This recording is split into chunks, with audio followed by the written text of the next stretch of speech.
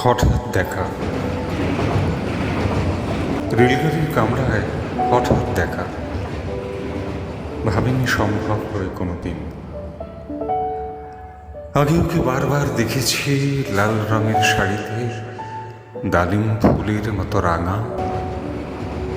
আজ পড়েছে কালো রেশমের কাপড়, আঁচল তুলেছে মাথায়, দোলন চাঁপার মতো চিকন গৌর মুখখানি ঘিরে। মনে হলো কালো রঙে একটা গভীর দূরত্ব ঘনিয়ে নিয়েছে নিজের চারদিকে, যে দূরত্ব সর্ষে ক্ষেতের শেষ সীমানায়, শালবনের নীলাঞ্চলে। থমকে গেল আমার সমস্ত মনটা।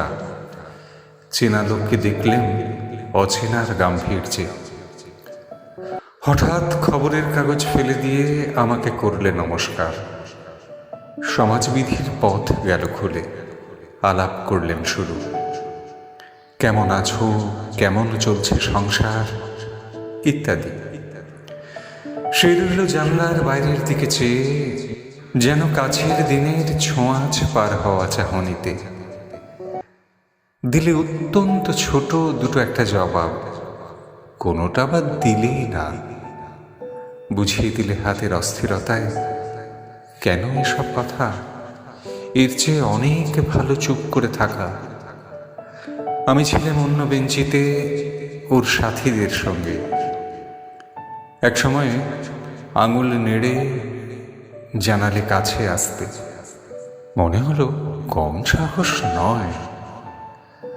বসলুম ওর এক বেঞ্চিতে। গাড়ির আওয়াজের আড়ালে বললে মৃদু স্বরে, কিছু মনে করো না, সময় কোথা সময় নষ্ট করবার।